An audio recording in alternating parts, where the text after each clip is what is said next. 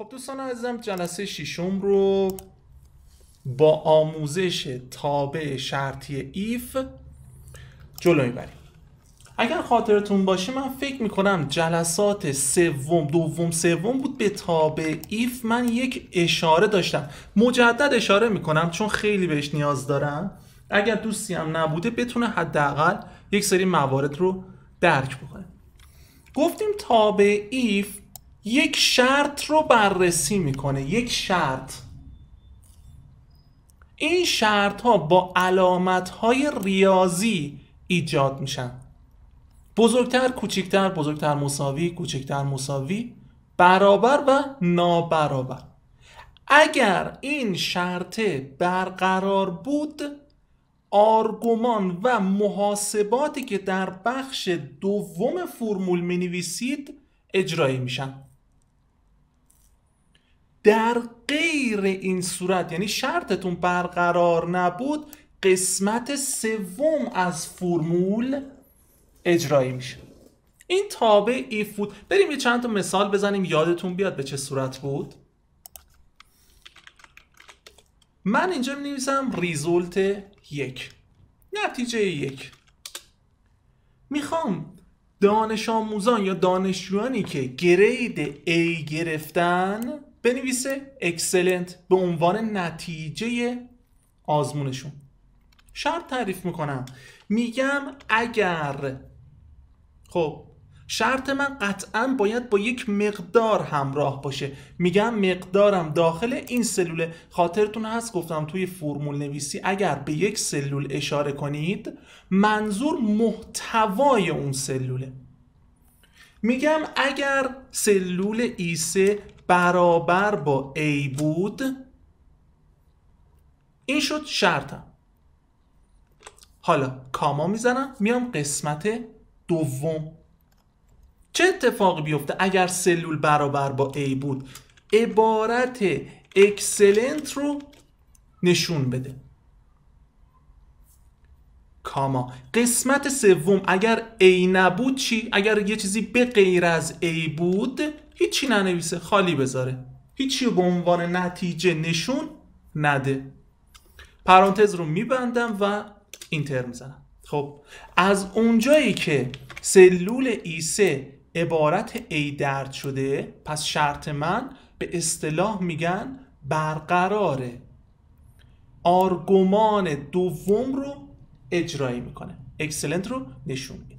حالا اگر من این رو تعمیم بدم به سمت پایین چه اتفاقی میفته؟ گفتیم چون داره به نسبت تغییرات جابجایی اتفاق میفته. ببینید الان من یک سطر بیام پایین، چه اتفاقی افتاد؟ فرمول باید یک سطر بهش اضافه بشه. پس این فرمول چون یک سطر به سمت پایین تعمیم داده شد، پس باید یک سطر به فرمولش اضافه بشه. الان E3 تو سطر پایین میشه E4 و به همین ترتیب من به سایر تعمیم بدم، به نسبت تغییرات آدرس ها تغییر میکنه. الان این چرا خالیه؟ چون اگر روی این سلول وایسم گفتم E4 یعنی این سلول برابر با A باشه، برابره؟ نه. چون شرط برقرار نیست، قسمت سوم فرمول که خالی هست نمایش داده میشه. این سلول رو انتخاب میکنم، گفته E7 یعنی این سلول برابر بود با A، برابر با A نه، C توش نوشته شده. پس چون شرط من برقرار نیست قسمت سوم اجرایی میشه. اگر شرط برقرار بود قسمت دوم. بریم یه شرط دیگه داشته باشیم. میگم ریزولت 2، نتیجه 2. دوباره شرط تعریف میکنم، میگم if. برای اولین سلول تعریف میکنم تا به سمت پایین تعمیمش بدم، دیگه نیاز نباشه برای همه دونه دونه بنویسم. پس برای اولین سلول مینویسم، به سایر سلول ها تعمیم میدم. میگم اگر این سلول این بار برابر بود با B، گریدش B بود، تو بنویس گود. کاما. در غیر این صورت خالی بذار، هیچی نشون نده. پرانتز رو میبندم. اینتر. هیچی نشون نمیده. چرا هیچی نشون نمیده؟ چون سلول E3 که این سلوله شرط رو نداره. گفتیم هر وقت شرط برقرار نبود آخرین آرگومان رو نشون میده. خب ما گفتیم خالی نشون بده. به سمت پایین درگ میکنم یا تعمیم میدم. فرمول به تک تک این سلول ها تعمیم داده میشه. میبینید دونه دونه سلول ها دارن بررسی میشه. خب این سلول چرا شد گود؟ چون گفتم E9 که این سلوله برابر بود با B. گود رو نشون میده. بله میبینم شرط رو داره. آرگومان دوم رو بهش نشون میده. میام اینجا مجدد میگم ریزولت 3، نتیجه سوم رو دوباره یک شرط تعریف میکنم. حالا میخوام بگم اگر C بود بنویسه براشون نورمال. میگم اگر این سلول برابر بود با C چه اتفاقی بیفته؟ پس اول شرطتون رو تعریف کنید. حالا اگر شرطتون برقرار بود هر چی که تو این قسمت دوم بنویسید اجرایی میشه. من میخوام یک متن باشه، بنویسم نورمال. حالا اگر یه چیزی به غیر از C بود آرگومان آخر رو بهش نشون میده. خب من خالی میذارم، میگم هیچی بهش نشون نده. این سلول رو تعمیم میدم به سمت پایین. مواردی برای من نورمال میشن که عبارت C هستن. در غیر این صورت هیچی بهشون نشون داده نمیشه. حالا دوستان یک جمع‌بندی داشته باشیم از نتایج فاینال. پس اولی شد اکسلنت. دانشجوی اول اکسلنت گرفت. دانشجوی دوم گود گرفت. دانشجوی سوم اکسلنت گرفت. این دانشجویان نورمال شدن. این دانشجو شد گود. این دانشجو هم اکسلنت گرفت. ولی برای اینکه ما به نتیجه نهایی برسیم چند تا ایف نوشتیم. میبینید 3 مرحله ایف نوشتیم تا به نتیجه نهایی برسیم. آیا راه حل ساده تری وجود داره یا نه؟ اینجا بحث ایف های تو در تو مطرح شدن. یعنی شما بدون اینکه 3 مرحله رو طی بکنید یک ضرب بتونید این نتیجه نهایی رو داشته باشید. من این رو به صورت کمرنگ درش میارم تا ایف های تو در تو رو بهتون یاد بدم. یک ستونم ایجاد میکنم. اینجا رو مستقیم میذارم فاینال. شروع کنیم ایف بنویسیم. میگم اگر این سلول برابر با A بود چی بنویسه؟ بنویسه اکسلنت. در غیر این صورت یعنی به غیر از A بود چی کار بکنه؟ اینجا باید دوباره شرط بنویسیم. میگم مساوی ایف. انگار دارم ایف دوم یا ریزولت دوم رو میارم داخل همین. تو ریزولت دوم چی گفتیم؟ گفتیم اگر برابر بود با B چی بنویسه؟ بنویسه گود. در غیر این صورت کاما. در غیر این صورت چه اتفاق بیفته؟ یعنی اگر B هم نبود چی بشه؟ مجدد یک ایف دیگه تعریف میکنیم. مساوی ایف این سلول این بار برابر با C بود بنویسه نورمال. در غیر این صورت چه اتفاقی افتاد؟ خب دیگه شرطی ندارم، میگم خالی بذار. حالا شروع میکنم به بستن پرانتز ها. ببینید چند تا ایف به کار بردم تو هم، 3 تا. پس 1 2 3 تموم شد. اگر حوصله ندارید تعداد پرانتز ها رو بشمارید، همیشه پرانتز ها رو ببندید تا پرانتز مشکی دیده بشه. ببینید الان من رنگشون رو نمیبینم، فکر کنم سبزه. یکی دیگه میبندم بنفشه، یکی دیگه میبندم مشکی، پس یعنی آخرشه. این نکتهشه. پس پرانتزها رو اگر یادتون رفت تا جایی ببندید که آخرین پرانتز مشکی بشه. حالا اینجا نگاه بکنید، مساوی گذاشتیم. طبق تعریف اولین جلسه یا دومین جلسه بود اگر اشتباه نکنم، گفتیم فرمول نویسی یعنی مجموع محاسباتی که با یک خروجی همراهه، میشد فرمول نویسی. شروع فرمول نویسی در اکسل با مساوی، بله همین یه مساوی کفایت میکنه دیگه. نوشتن سایر مساوی ها برای سایر فرمول ها نیاز نیست. اینتر شد اکسلنت. اینو تعمیم میدم همونطور که دارم تعمیم میدم به سایر سلول ها تعمیم داده میشه. ببینید من دقیقاً رسیدم به همون نتیجه نهایی با استفاده از ایف های تو در تو. دوستان بحث ایف های تو در تو یکی از موارد مهم و کلیدی اکسل محسوب میشه. همینه، فقط شما باید در قسمت در غیر این صورت شرط بعدیتون رو تعریف بکنید. نکتهش همین. بریم برای اینکه جا بیفته باز یک مثالی رو داشته باشیم. بیام تو قسمت پرکتیس 2. دوستان ابتدا یک بازخورد میشه به من بدید. آیا توی این مثال اول تونستید یک درکی پیدا بکنید؟ از ایف های تو در تو چقدر تونستید به قول یارو گفتنید کلیت مطلب رو درک بکنید؟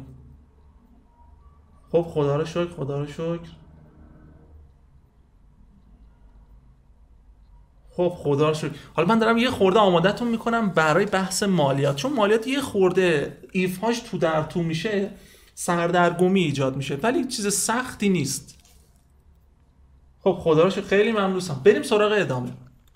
یک خواهشی داشتم، دوستانی که جدید میان، یه خواهش داشتم، سعی کنید چت نکنید، حواس سایر دانشجوها پرت میشه. خیلی ممنون، خیلی ممنون دوستان. بعد حالا دوستانی که جدید میان، ما تو کلاس با مثبت 5 با هم صحبت میکنیم، یعنی به گیرایی خودتون از اون مبحث نمره میدید، یعنی 5 مثبت نمره شما میشه که میشه سریع میانگین گرفت. خب بیایم اینجا. من قصد دارم عبارات رو به فارسی تبدیل بکنم. به عنوان مثال اگر اینجا نوشته شده تهران به انگلیسی، من این رو به عبارت تهران انگلیسی من شهر تعریف کنم، فارسیش رو بنویسه. این شهرم پاک بکنم، نمیخوام تعدادش زیاد بشه. شهر تعریف میکنم، میگم اگر شرطم چیه؟ به یک سلول اشاره میکنم که مقدارم داخلشه. ببینید عمدتاً ایف برای اینکه به سلول ها اشاره بکنید، یعنی غیر از این کاربرد نداره. میدونید چرا میگم کاربرد نداره؟ فرض کنید من میگم این سلول، شرطم علامت ریاضی استفاده میکنم، برابر بود با تهران، درسته؟ عبارت چی رو بنویسه؟ تهران فارسی رو بنویسه. شما فرض بکنید من به جای سلول خودم میخواستم مستقیم مقدار بدم، بگم اگر تهران برابر با تهران، خب چیز مسخره ای میشه در اصل. به همین خاطر ایف به سلول ها اشاره میکنه برای شرطش، سپس علامت های ریاضی و اون شرطی که مد نظر داریم. ترکیبش به این صورته: سلول، علامت ریاضی و شرطی که مد نظر داریم. حالا اگر C27 که میشه این سلول برابر با تهران بود، عبارت تهران رو به فارسی بنویسه. حالا میخوام دوباره شرط تعریف کنم، کاما، میرم قسمت سوم. اینجا دوباره میگم ایف در غیر این صورت اگر، دوباره شرط بعدی، دوباره باید به یک سلول اشاره بکنم، علامت ریاضی، شرطم ایجاد میشه برابر با عبارت قم بود، کاما. چه اتفاقی بیفته؟ به فارسی بنویسه قم، کاما. در غیر این صورت، یعنی اگر تهران نبود در ابتدا، قم نبود، سپس در پایان دوباره ایف. دوباره سلول رو بررسی کنه. این بار اگر برابر با تبریز بود، عبارت تبریز رو به فارسی بنویسه. در غیر این صورت، یعنی نه تهران نه قم نه تبریز بود، سلول رو خالی بذاره، هیچی نشون نده. پرانتز رو میخوام ببندم. ببینید پرانتز رو تا جایی ببندید که آخرین پرانتز مشکی بشه. مجدد میخونم. اولین شرط گفتم اگر C27 برابر با عبارت تهران به انگلیسی بود، تهران رو فارسی بنویس. دوباره اگر برابر با قم انگلیسی بود، قم رو فارسی نشون بده. اگر برابر با تبریز بود، مجدد تبریز رو فارسی بنویس. اینتر. از اونجایی که برابر با تهران بود، تهران رو فارسی نوشت. تعمیم میدم به سمت پایین. قم انگلیسی بود، فارسیش رو نوشت. تبریز. الان من این سلول رو به قم دستی تغییرش بدم، از اونجایی که دیگه شرط اول رو نداشت، میره برای شرط دوم. چون قم نوشته شده، این عبارت رو به عنوان خروجی برمیگردونه. حالا یک مثال خیلی ساده و یک نکته ای رو میخوام خدمتتون عرض بکنم. میگم اگر این دانشجو نمرش که داخل این سلوله بزرگتر مساوی 50 بود، یعنی بیشتر از 50 نمره رو کسب کرده بود، بنویسه پاس.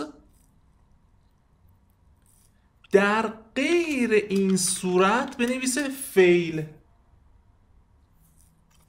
پرانتز رو میبندم. پس اگر نمره‌ای که گرفته بیشتر از 50 باشه مینویسه پاس و در غیر این صورت مینویسه فیل. خب درسش رو پاس کرده، به همین ترتیب سایر سلولا.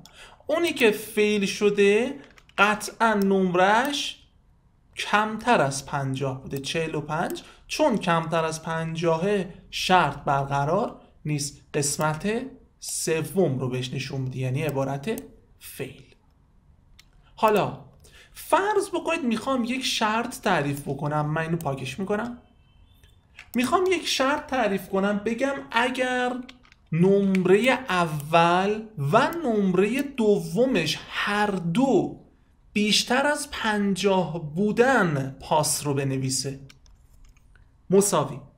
اگر تا میخوام بنویسم if تنها یک شرط رو میپذیره، اگر این سلول بزرگتر مساوی 50، دومین سلول رو چیکار بکنم؟ میخوام به اون هم اشاره بکنم که بیشتر از 50 باشه. بعضی از دستگاه ها رو دیدید، اصطلاح نمیدونم بهش هاب ها رو دیدید، میتونید USB های بیشتری بهش بچسبونید. یک تابع داریم به نام اند. تابع اند حکم هاب رو داره، یعنی میتونید شروط بیشتری رو براش تعریف بکنید. خب هر چند تا دلتون میخواد شرط تعریف کنید. من میگم اگر این سلول بزرگتر مساوی 50 بود، کاما، یعنی شرط بعدیم این سلول هم بزرگتر مساوی 50 بود. میبینید بیش از یک شرط رو به تابع ایف دادم با استفاده از تابع اند. پرانتز رو میبندم. خب این شد شروط من دیگه. چون از اند استفاده کردم، بیش از یک شرط رو میتونم تعریف بکنم. حالا اگر هر دوی این شرط برقرار بود، یعنی هر دو تاشون برقرار بود، بنویسه طبق معمول پاس، یعنی هر دو تا درسشو بیشتر از 50 گرفته. در غیر این صورت بنویسه فیل. پرانتز رو میبند. اینتر. خب این پاس میشه، میام به سمت پایین تعمیمشون میدم. اینایی که فیل شدن، ببینید درسته این بیشتر از 50 ولی درس دومش بیشتر از 50 نیست. به همین خاطر چون میگه شرط برقرار نیست، قسمت سوم فرمول رو برمیگردونه، میشه فیل. این عبارتی که پاس شدن یعنی همزمان هر دو تا درسشون رو بالاتر از 50 گرفتن. خب دوستان آماده هستید بریم سراغ بحث مالیات؟ یک بحثی داریم تحت عنوان مالیات حقوق برای بچه‌های حسابداری، خیلی بهش نیاز دارن. من این رو میخوام به یک روشی بهتون یاد بدم که بتونید تابعش رو به راحتی بنویسید. فعلا نیاز نیست حالا به یک اور اشاره بکنم، همون اند فعلا کفایت میکنه، میخوام ذهن رو زیاد پریشون بکنم. خب دوستان اوکی هستید بریم سراغ بحث مالیات حقوق؟ یک بازخورد اگه میشه.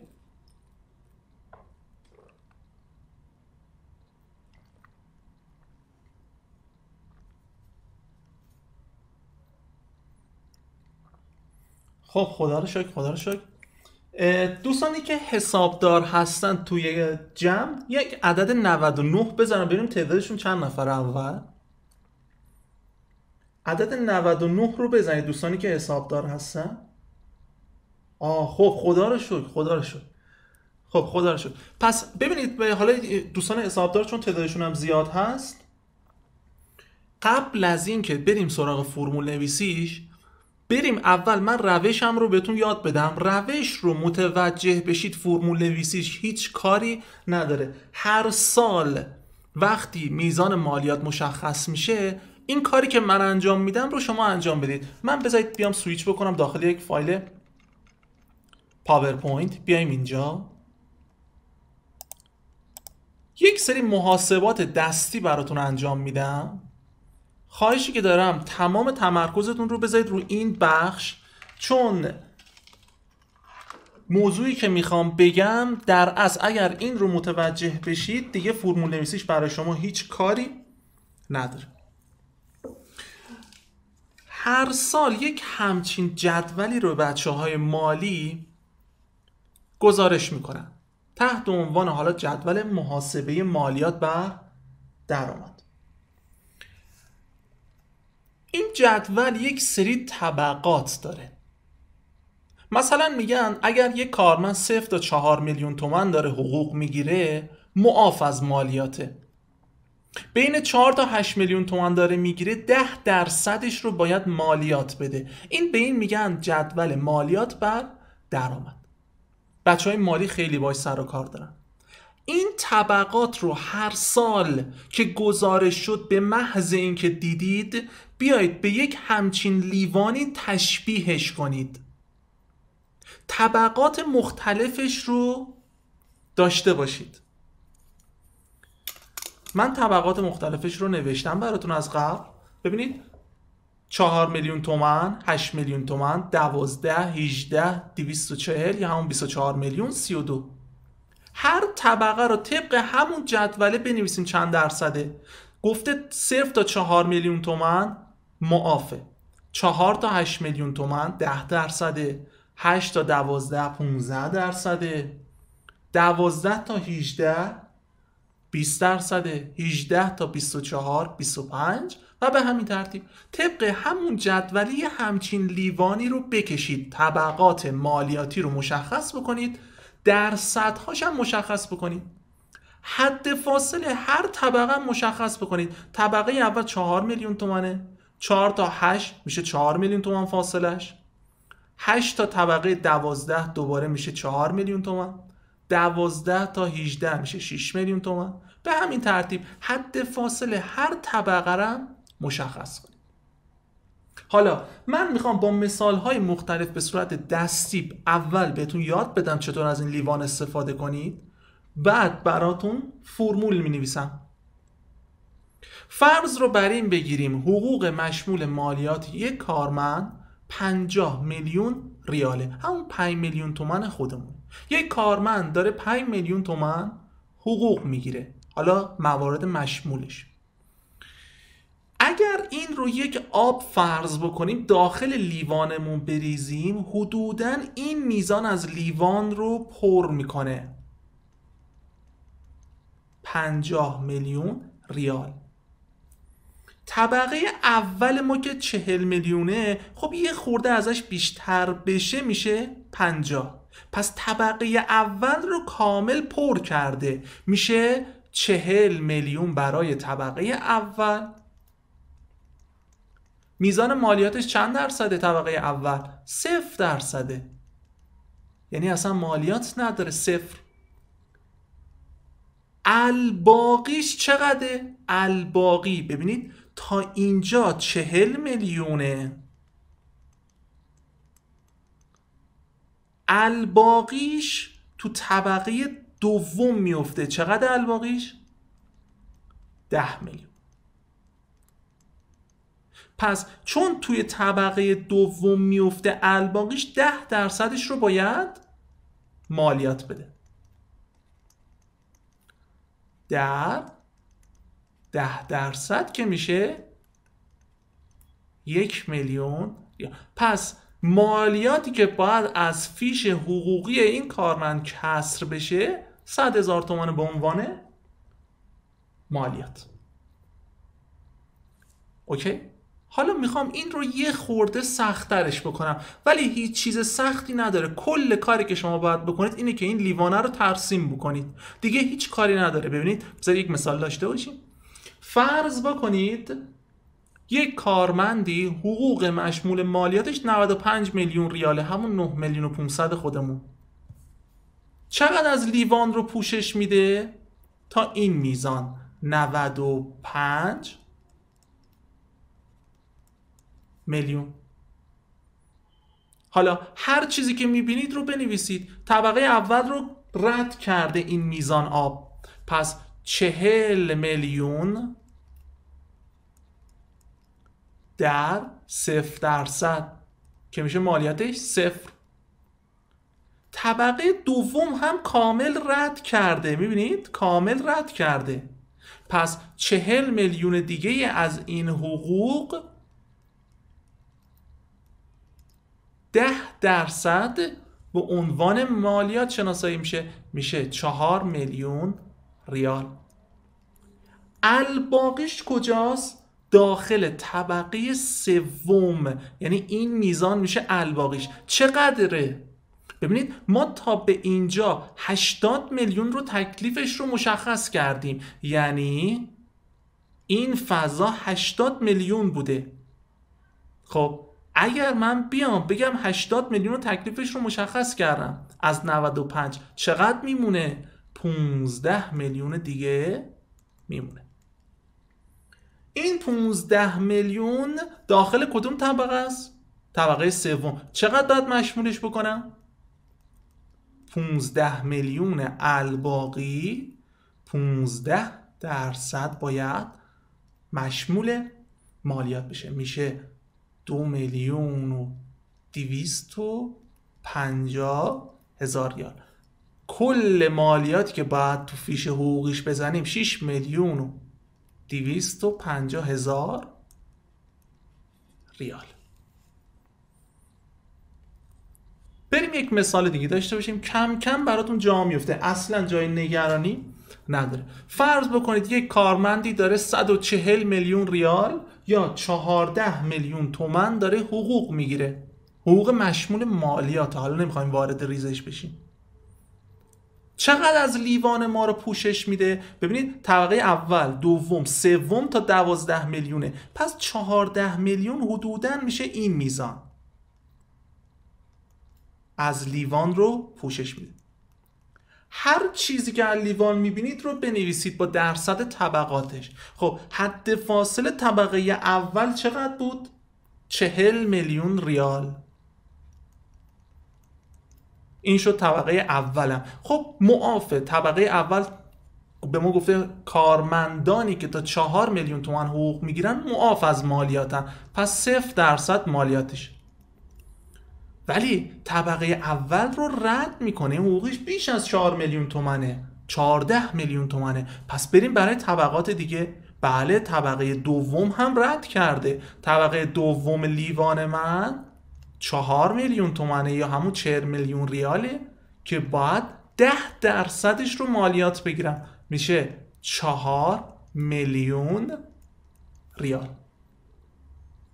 طبقه سوم مالیاتی منم رد کرده، یعنی 40 میلیون حد فاصله این طبقه هم رد شده. پس مجدد میگم 40 میلیون دیگه از این حقوقش باید 15%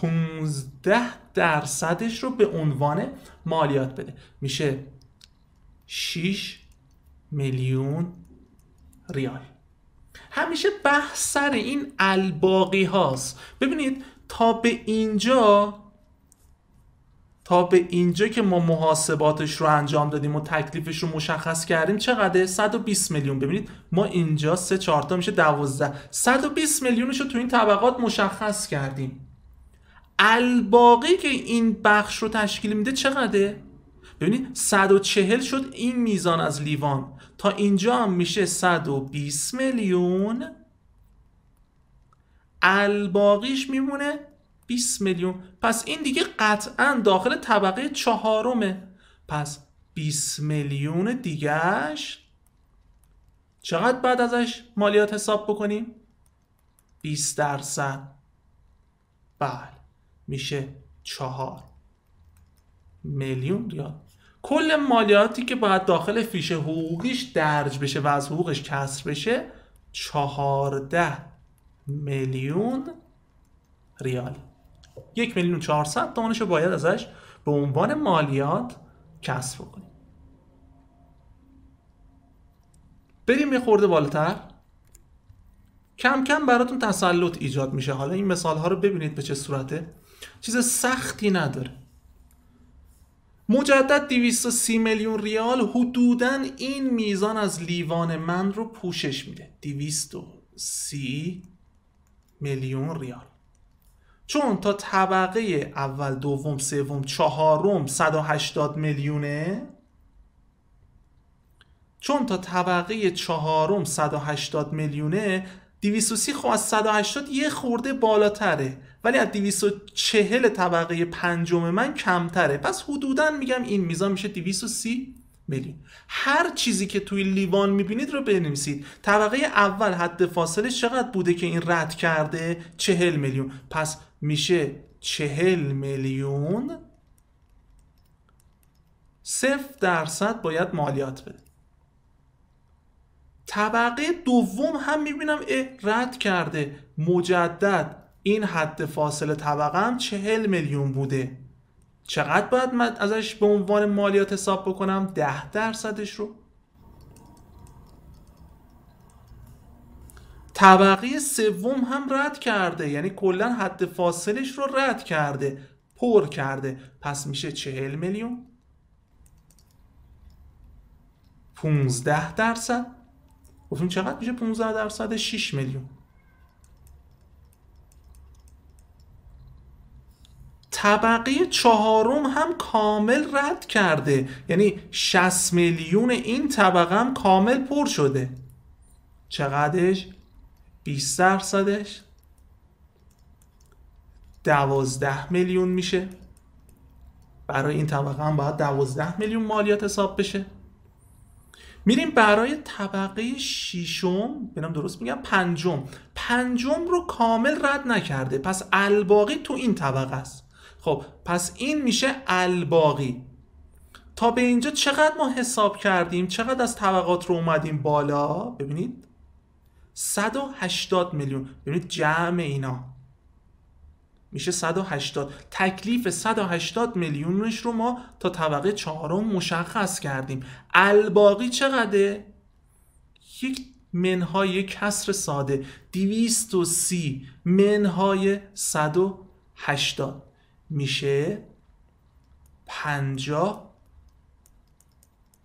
میلیون ریال به عنوان الباقیش، که قطعا هم داخل طبقه پنجم من قرار میگیره. پس این الباقی که از 50 میلیون ریال 25%ش رو باید به عنوان مالیات حساب بکنیم. میشه 12 میلیون و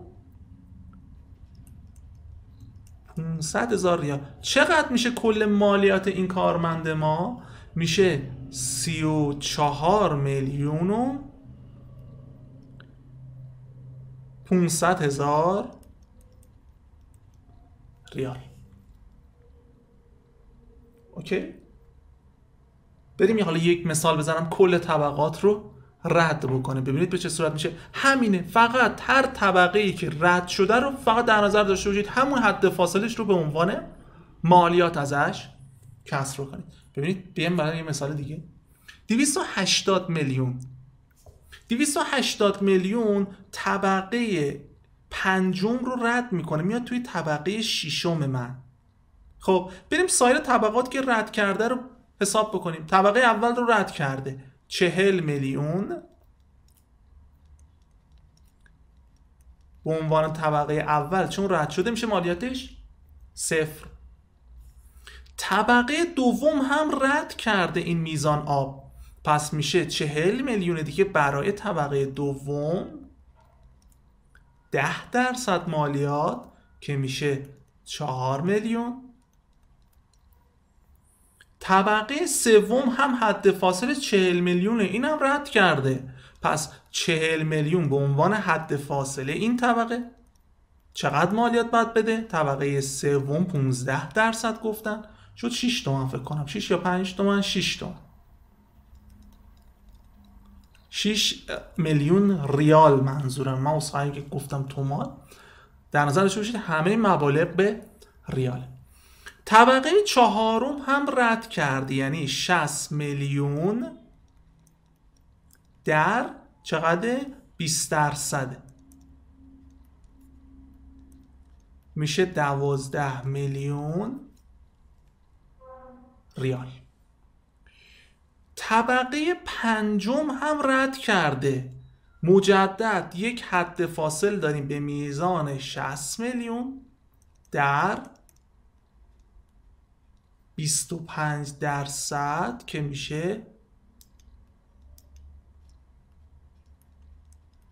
15 میلیون ریال.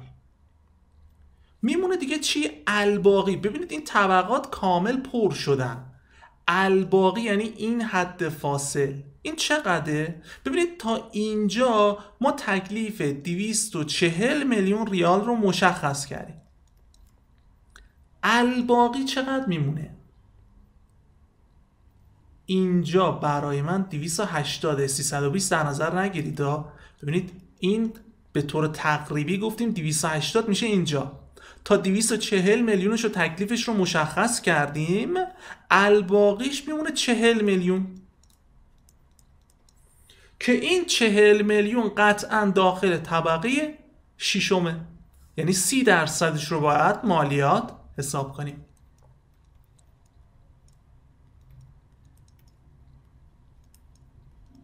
سی میلیون میشه همون 12 میلیون.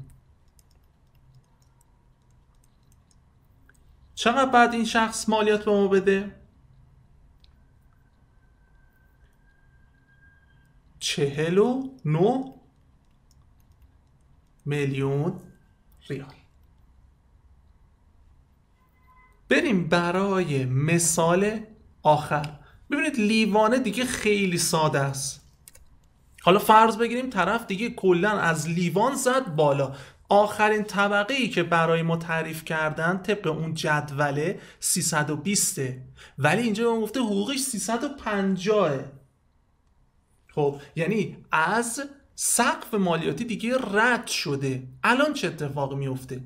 خب چیزی کاملا مشخصه اینه که کل لیوان ما پر شده، پس مجدد از ابتدا شروع میکنیم. بریم برای طبقه اول، چون این طبقه رد کرده میشه 40 میلیون در 0% که میشه 0. طبقه دوم هم رد کرده 10% دیگه به عنوان مالیاتش که میشه 4 میلیون. طبقه سوم هم کامل رد کرده این میزان حقوق، میشه 40 میلیون دیگه در چند درصد؟ 15%. اینو یادم به چند میشد؟ میشد 6 میلیون.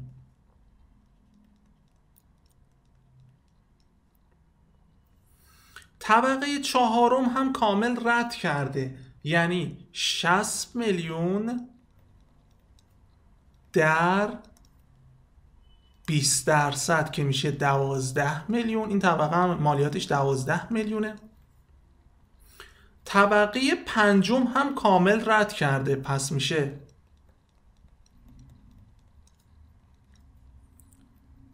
در 25% که میشه 12 و 15 میلیون. میریم برای طبقه ششم. 8 میلیون کامل رد کرده، 80 میلیون حد فاصله این طبقه بوده که اینم رد کرده. 30% بعد به عنوان مالیات شناسایی بشه، میشه 24 میلیون ریال. خب دوستان تا به اینجا ما تکلیف چقدر رو مشخص کردیم؟ تا به اینجا ما تکلیف 320 میلیون ریال رو مشخص کردیم. جمع اینا میشه 320. چقدر میمونه؟ چقدر از 320 از 350 حقوق کاملش بوده؟ 320 تا شما محاسبه کردیم چون تا سقف لیوان ما 320 تا بوده. میمونه 30 میلیون دیگه به عنوان الباقی.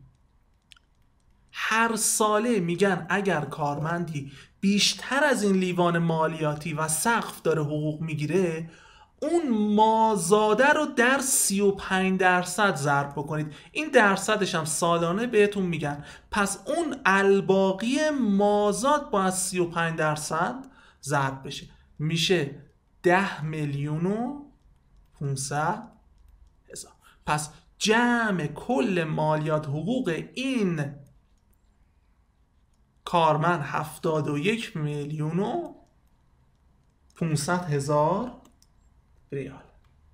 بله. پس توی فیش حقوقیش باید از کارمندی که 35 میلیون تومان حقوق میگیره 7 میلیون تومان به عنوان مالیات ازش کسب بکنه. دوستان یک بازخورد به من میدید این لیوانه رو متوجه شد؟ ببینید این کل این لیوانه رو من با توجه به اون جدولی که سالانه منتشر میشه ترسم هیچ کاری نداره. خودشون اومدن گفتن 0 تا 4 میلیون تومان انقدر درصد، 4 تا 8 انقدر درصد، همون رو بکشید. خدا رو شکر، خدا رو شکر.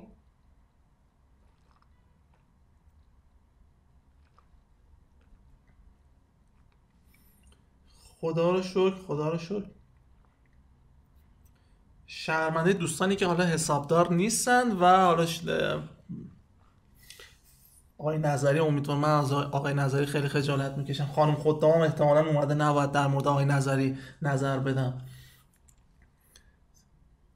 خب خدا رو شکر، خیلی ممنون، خیلی ممنون. خب دوستان همین لیوانه رو من توی اکسل هم براتون آماده کردم. بذارید من اینو ذخیرش بکنم. این جدول است دوستان، اینا هر ساله بهتون اطلاع میدن، یعنی منتشر میشه. ببینید همون طبقات 4 تا 8 میلیون تومان چقدر؟ 10%. 8 تا 12 15. میبینید به سایر اعدادش اصلا نمیخواد توجه بکنید. گفته از 32 میلیون تومان به بالا 35%. ببینید همین طبقات رو با درصدهاش رو بیارید روی لیوان، حد فاصلش هم خودتون حساب کنید چقدر میشه طبقات. خب من اینو ذخیرهش بکنم، بیایم سراغ فایل اکسلمون.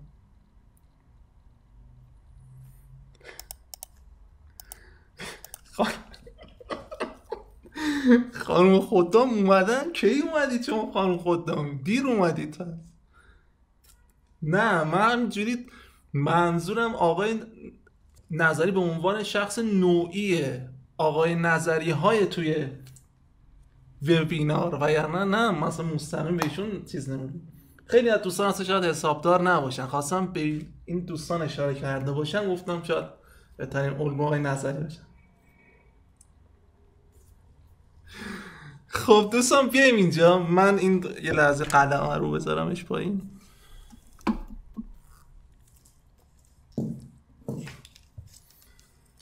خب همین لیوانه رو من توی اکسل هم آوردمش تا وقتی دارم فرمول نویسی میکنم نگاه بکنید دارم چی رو فرمول نویسی میکنم. خب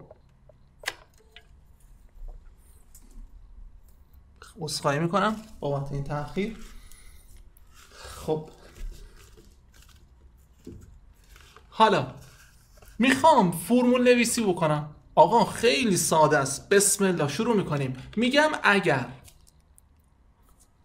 حقوق مشمول مالیات کارمند، ببینید دیگه طبقه به طبقه باید بیایم بالا دیگه.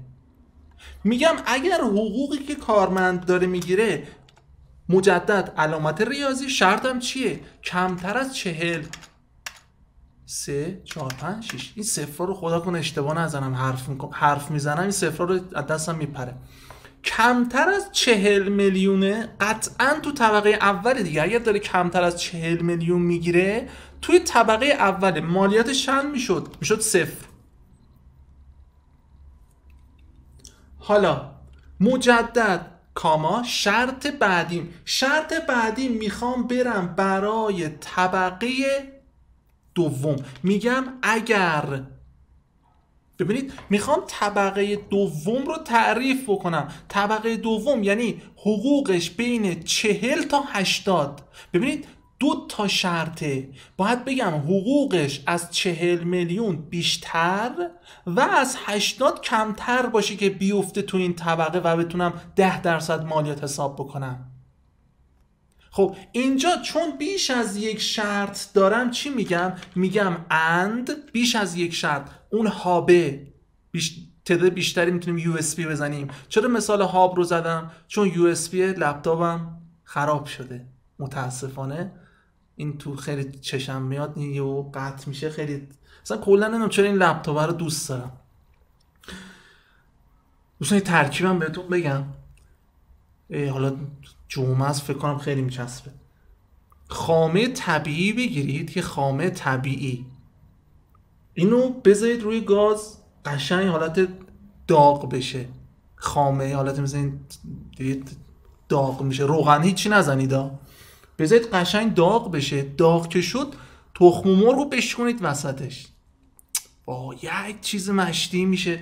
تخم مرغ رو بزنید روش، به هم نزنید. نکتهش همینه. به هیچ عنوان به همش نزنید. خب اینو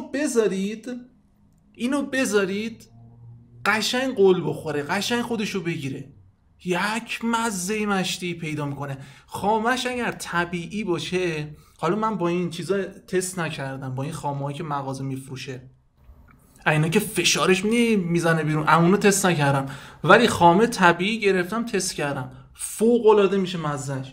پیاز داغم یه ورق بریزید کنارش، کل جمعتون رو میسازه.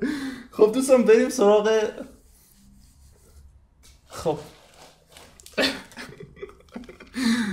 خب بریم سراغ ادامه. خب چون بیش از یک شرط دارم، خب اول باید بگم مالیات حقوقی که تو سلول D3 هست باید از 4 میلیون بیشتر باشه. 3 4 5 6. خب همزمان اون حقوقه باید از 80 میلیون هم کمتر باشه. 3 4 5 6. خب این میشه طبقه دوم. پس اگر این دوتا شرط رو داشت، اگر اینشه با من کی گفتم آقای نظری هم میتونن تست بکنن بعدش. خب شرط دوم گفتم اگر حقوقش بیشتر از 40 و کمتر از 80 بود، یعنی تو این بازه بود، حقوقش افتاد تو این بازه، چه اتفاقی بیفته؟ محاسبات. خب الان باید چیکار بکنیم؟ فرض بکنید حقوقش این میزانه، من اصلا نمیدونم چقدره، فرض کنید حقوقش این میزانه، یعنی توی طبقه دوم میفته دیگه، از 40 بیشتر از 80 کمتر میفته اینجا. چیزی که کاملا مشخصه 40 میلیونش چیه؟ معافه. پس اگر من بیام بگم از سلولی که حقوق داخلشه، ببینید دقت بکنید، منهای وای این فرونه خط به خط میشه، بد میشه، 40 میلیون معاف رو ازش بکشم بیرون. 3 4 5 6. قبول دارید اگر 40 میلیون معاف رو فرض کنید این خط هست، اگر 40 میلیون معاف رو از دلش بکشم بیرون، الباقیش هر چقدر تو طبقه دومه، همین کار کردم. گفتم از حقوق 40 میلیون معاف رو بکش بیرون، هر چقدر بمونه تو طبقه چندمه؟ دوم. 10% میشه، پس الباقیش میشه 10% مشمول مالیات.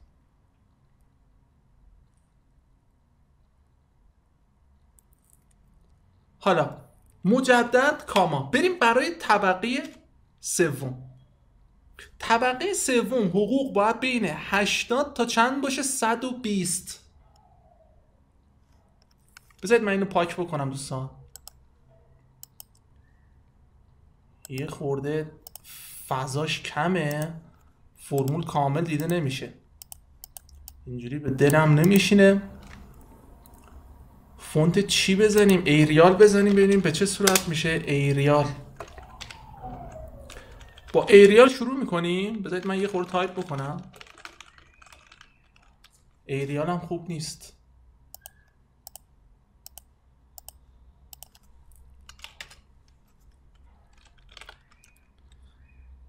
بذارید یه خورده تایپ بکنم.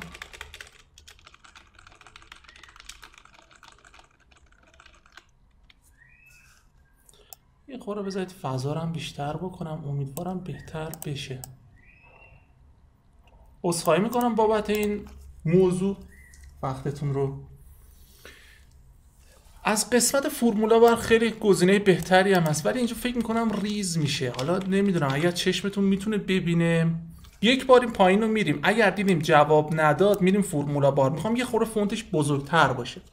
دوستان شروع کنیم. شروع میکنیم. ببینید من میخوام بگم اگر حقوقی که داره میگیره، ببینید طبقه به طبقه باید بریم بالا دیگه. 0 تا 4 میلیون تومانش باید معاف کنیم. پس اگر حقوقی که داره میگیره کمتر از 4 میلیون تومان بود، خب قطعا تو طبقه اوله. مالیاتش میشه چی؟ میشه 0. خب کاملا مشخصه. این برای طبقه اوله. بریم طبقه دوم. ببینید طبقه دوم دوباره یک شرط تعریف میکنم. میخوام مالیات رو بندازمش تو این بازه. این بار میگم اگر، چون 2 تا شرط میخوام تعریف کنم. میخوام بگم حقوقی که داره میگیره از 4 میلیون تومان بیشتر و از 8 میلیون تومان کمتر بود. من که الان نمیدونم چقدره که تو لیوان ترسیمش کنم، پس باید تقریبی برم جلو، بگم بین بازه 4 تا 8 بود. خب چون 2 تا شرط دارم، گفتم هاب رو وصل میکنم.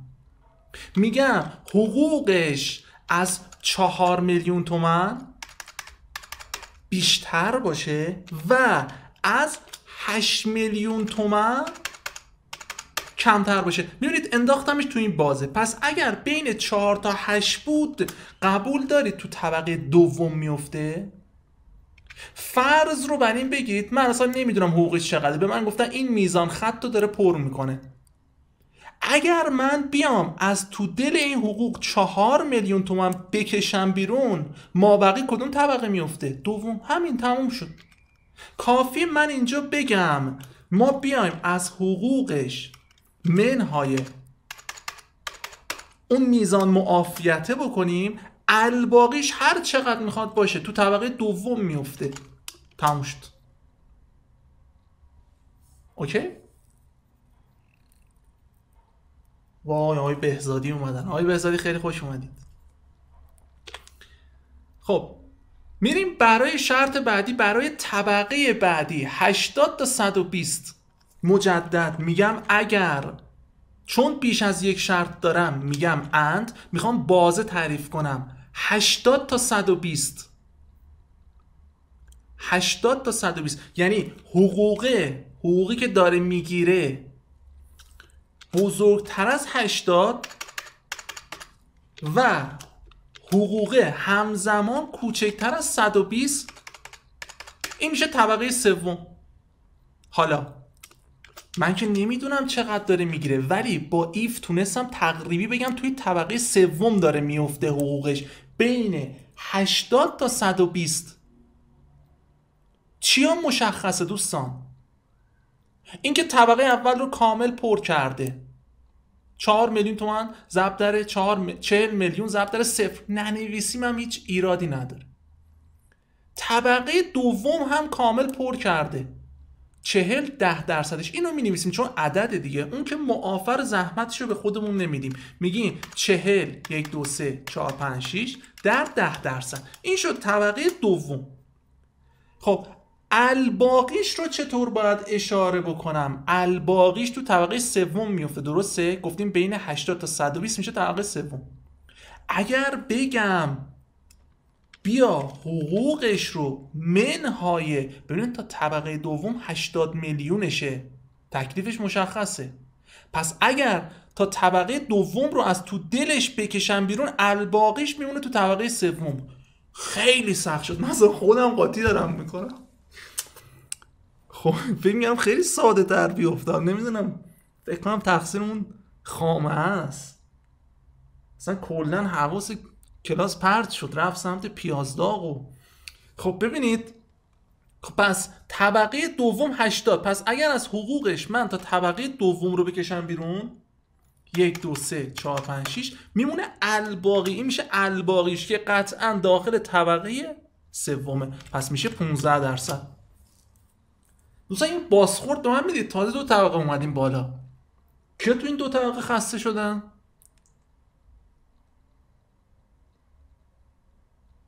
اند رو حذف بکنم،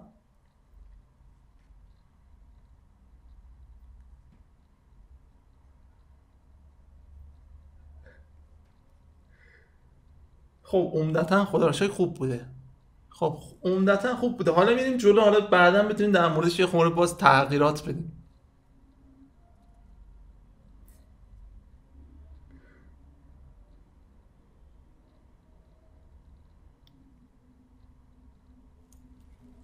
چرا دیگه؟ ببینید من الان فرض رو بر این گذاشتم تا اینجا طبقه سوم رو پر کرده. این که 0% معافه، اصلا ننویسیدم خب ایرادی نداره، ما معافه نمیخوایم بنویسیم که. طبقه دوم رو نوشتم 40 میلیون 10%، میمونه الباقیه، یعنی این بخشه. من که نمیدونم چقدره، فقط میگم اگر این میزان رو 80 میلیون، یعنی این تا اینجا رو از تو دلش بکشم بیرون، میشه الباقی که طبقه سومه. بفرما 80 میلیون رو از تو دلش کشیدم بیرون و 15%ش رو حساب کردم.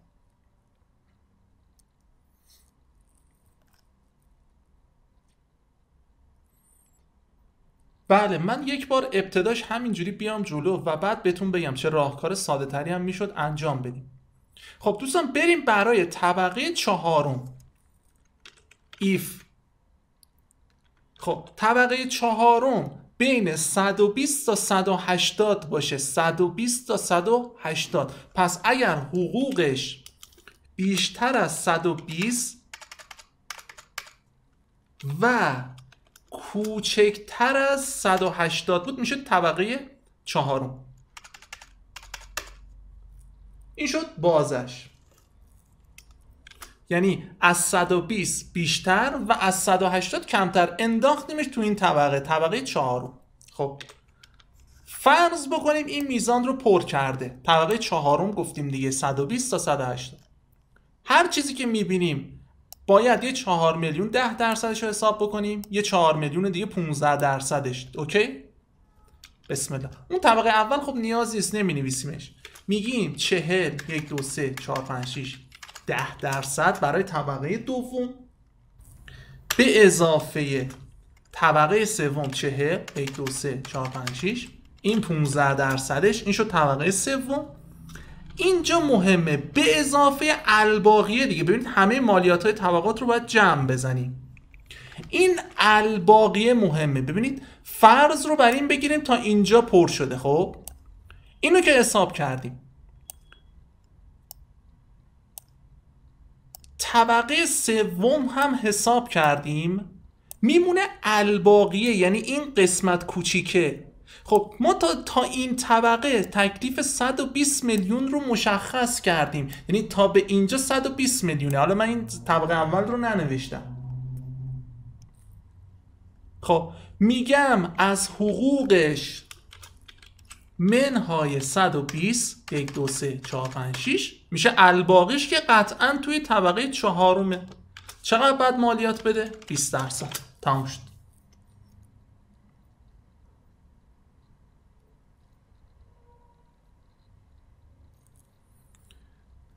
بریم برای طبقات پنجم. دوستان اول فرمولش رو میریم جلو و بعد راهکارهای ساده. اول فرمولش رو درک بکنیم و بعد بیایم سراغ راه حل‌های ساده تر. میایم برای طبقه اول رو که نیاز نیست، دوم، سوم، چهارم، پنجم. یعنی اگر حقوقی که داره میگیره سلول حقوقش بیشتر از 180 و کمتر از چند باشه؟ 240. چه اتفاقی میفته؟ فرض رو بگیریم این میزان حقوق رو پر کرده. اوکی؟ چیزی کاملا مشخصه 4 میلیون تومان، 10%. اینم پر کرده، اینم پر کرده. همین ها رو می نویسیم تا برسیم به الباقی که خیلی مهمتره. خب شروع میکنیم. میگیم 40 در 10%. این شد برای طبقه دوم. به اضافه طبقه سوم هم پر کرده 40 در 15%. این طبقه سوم. 6 میلیون طبقه چهارم هم پر میکنه، میشه 60 1 2 3 4 5 6 در 20%. حالا میمونه الباقی. ببینید ما تا به اینجا یعنی 180 میلیون رو تکلیفش رو مشخص کردیم. تا 180 رو تکلیفش رو مشخص کردیم. الباقیش هر چقدر باشه داخل این طبقه پنجم، فقط کافی است تو دلش 180 میلیون رو بکشیم بیرون. الباقیش قطعا تو این طبقه است. خب میگم منهای 180 1 2 3 4 5 6 در 25%. بریم برای طبقه ششم. if اگر حقوقی که داره میگیره بیشتر از 240 و کمتر از 320 میلیون بود، یعنی میفته داخل این طبقه ششم، از 240 بیشتر و از 320 کمتر میفته تو این طبقه. چیا کاملا مشخصه؟ این طبقات پر شدن، کامل رد کرده. پس حد فاصله هر طبقه رو در درصدش ضرب میکنیم تا برسیم به اون الباقیه. خب چیزی کاملا مشخصه 40 میلیون طبقه دوم رو رد کرده، 10%. به اضافه طبقه دوم، طبقه سوم اصحایی میکنم 40 1 2 3 4 5 6 در 15%. به اضافه طبقه چهارم دوباره یک 60 در 20%. به اضافه طبقه پنجم 60 میلیون رو دوباره رد میکنه، 60 1 2 3 4 5 6 25%. حالا به اضافه الباقی، ببینید گفتیم فرض رو بگیریم تا اینجا باشه. ما تکلیف 240 میلیونش رو تو این 5 طبقه مشخص کردیم. پس اگر کل حقوقش رو منهای تا این طبقه بکنیم، قطعا الباقیش میفته تو این طبقه. پس میگم از حقوقش منهای 240 1 2 3 4 5 6 میشه الباقیش که قطعا تو طبقه ششم ماست. پس 30% رو باید مالیات بده. بریم برای شرط آخر. شرط آخر اگر حقوقش دیگه بیشتر از سقف ما بود، یعنی بزرگتر از 320 1 2 3 4 5 6 چه اتفاقی بیفته؟ کل طبقات رو رد میکنه، یعنی دیگه از 320 به بالا باشه. خب کاملا مشخصه تمام طبقات رو پر کرده، هر طبقه رو باید مجزا حساب بکنید. من میام میگم طبقه دوم. طبقه اول چون 0% ننویسید، ایرادی نداره چون صفر دیگه، چرا الکی وقت بذاریم. طبقه دوم 10% به اضافه حد فاصل طبقه سوم هم 40 میلیونه به اضافه طبقه چهارم 60 میلیونه 20% به اضافه طبقه پنجم هم 60 میلیونه 60 1 2 3 4 5 6 به اضافه طبقه ششم 8 میلیون حد فاصلش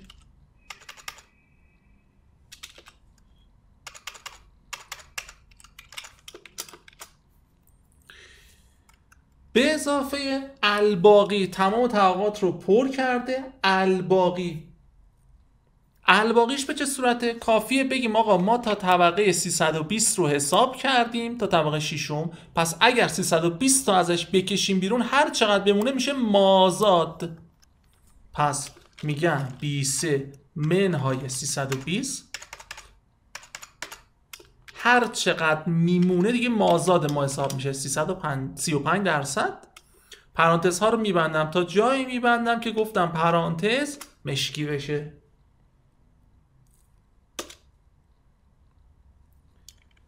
تمام شد.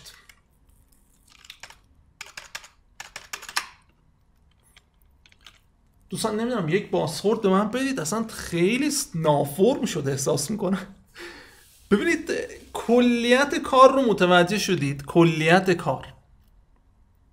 مرسی آقای رجبی، مرسی آقای نظری عزیز، خانم خدام کی اومدید شما؟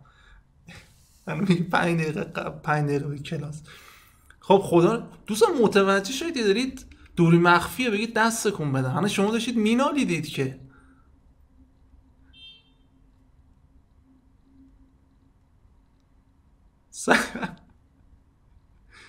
خانم خدام 5 دقیقه. من کاری ندارم خانم خدام، من شما رو ندیدم، هر چی گفتم فرض بر این بوده که شما تو کلاس نبودید. خب خدا رو شکر. ببینید من کلهم هدفم این بود کلیت کار رو درک بکنید. خیلی راهکارهای ساده تری هم وجود داشت. مثلا دارم میگم من اینو یه خورده بیشترش. ببینید حتما نیاز نبود من این رو دوباره بنویسم، کافی بود عددش رو بنویسم. خب کافی بود عددش رو بنویسم. از طبقات رو میتونستم عددش رو مستقیم بنویسم. مثلا 10% این طبقه میشد 4 میلیون. خب این دستی می نوشتم دیگه، نیاز به درصد نداشت. خب ولی خواستم سخت‌ترین حالتش رو بهتون نشون بدم. حالا جلسه بعد ما مجدد میایم روی همین، من بهتون یاد میدم چطور میتونستیم ساده تر بنویسیم. مثلا جلسه بعد گره میزنم به چی؟ به تعریف کردن نام. خاطرتون جلسه قبل پیرامون سلکت کردن و انتخاب نام ها صحبت کردیم. من هر طبقه رو حد فاصلش رو نوشتم، فقط کافی بود انتخاب بکنم و تبدیلش بکنم به یک محدوده. یعنی حد فاصل هر طبقه رو من نوشته بودم با ضربش رو. اوکی؟ و بعد به جای فرمولم هر طبقه‌ای که میرسیدم کافی بود به جای این ضربه مستقیم به اون نام اشاره کنم. مثلا بگم طبقه دوم تو، اون مبلغش رو می نوشتم. ولی اینا رو گفتم برای جلسه بعد بذارم که اگر فرصت شد برگردیم مجدد دوباره همین روی توضیح داشته باشیم که یادآوری بشه و بعد بریم سراغ حالا نکاتش که میتونیم با هم صحبت بکنیم. سعی کنید تا جایی که میشه درک بکنید. من فقط اومدم باز تعریف کردم، گفتم اگر کمتر از 40 میلیون بود 0% رو معاف کن، یعنی 0% مالیات بگیر. اگر بین 40 تا 80 بود، من نمیدونم چه عددیه که، ولی اگر 40 میلیونشو از تو دلش بکشن بیرون، این منهای آخر رو یادتونه؟ هر منهای آخری که دادیم منظور برای دسترسی به الباقی بود. 40 میلیونشو بکشن بیرون، خب الباقی قطعا تو طبقه دومه، پس 10%. فرض بکنید من بازه تعریف کردم بین 80 تا 120، یعنی اگر حقوقش تا اینجا بود، چیزی که کاملا مشخصه 10%شو 40 میلیونشو باید حساب کنیم، میمونه الباقی. تا به اینجاش کاملا مشخصه، پس اگر اون حقوق رو منهای 80 میکردیم میافتاد الباقی. اون منهای آخر فرمول برای به دست آوردن الباقی تو اون طبقه است. این کلیت کار بود. انشالله جلسه بعد مفصل صحبت میکنیم.